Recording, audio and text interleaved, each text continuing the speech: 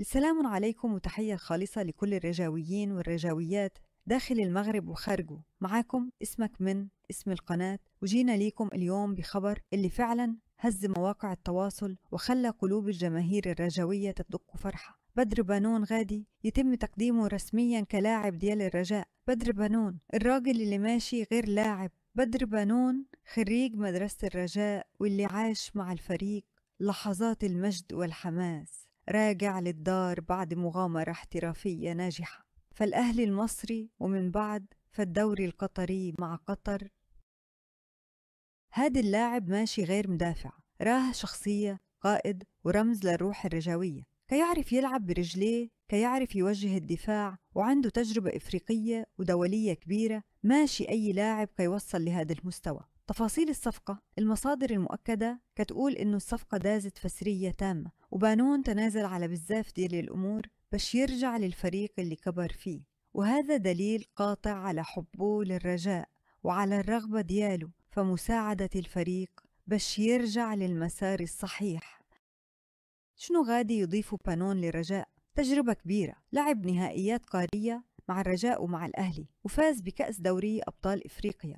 ثقة في الخلف، دفاع الرجاء كان محتاج للاعب بحاله منظم هادئ وقوي، فالكرات الهوائية روح قيادية. بانون معروف بالروح القتالية والغيرة على القميص، وغادي يكون عنصر محفز للشبان. حضور في غرف الملابس، لاعب محبوب وكيخلق توازن داخل.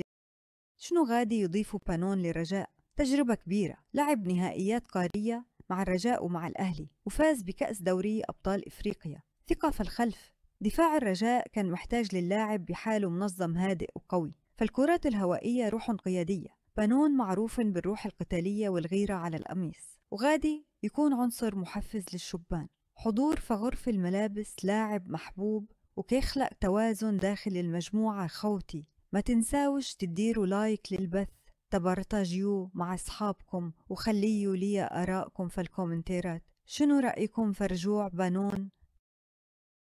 وإيش فعلا غادي يكون هو القائد داخل الميدان؟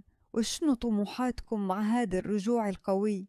خليكم معاي، فالبث ما زال كاينين مفاجآت وأخبار أخرى على الميركاتو، وانتقالات ممكنة جاية، فطريق الرجاء ينتظر أن يعود جواد الزيات إلى قيادة الرجاء الرياضي بعد الجمع العام المقرر عقده الشهر المقبل. رغم بعض المحاولات الأخيرة التي سعت لإفشال هذا الجمع ومنع المصادقة على تحويل النادي إلى شركة رياضية، فإن المعطيات المتوفرة تشير بوضوح إلى أن الزيات سيكون رئيس الشركة القادم للنادي، وأن عودتها أصبحت مسألة وقت لا غير. وتأتي هذه التحركات في وقت تحاول فيه بعض الأطراف المناصرة لأسماء أخرى التأثير على المسار بقوة، وهو ما اشكى منه بعض الموظفين داخل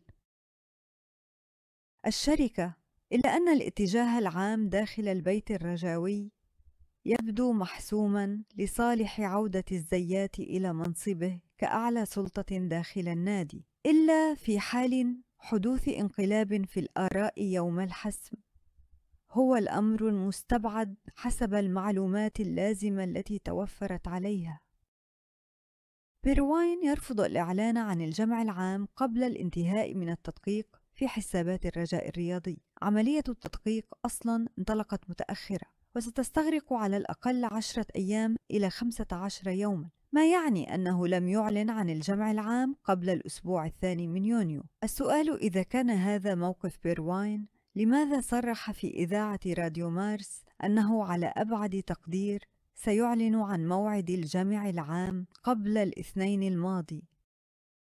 هل وضع الرجاء يحتمل كل هذا التأخير، مع العلم أن بيرواين يمكنه عقد جمع عام لانتخاب رئيس جديد، والأخير يقدم التقرير المالي في جمع عام آخر بعد 30 من يونيو؟ مسؤول بقيمة رئيس الرجاء يدلي بتصريحات دون أن يفي بها، هذا سيفقده ثقة منخرطي وجماهير النادي.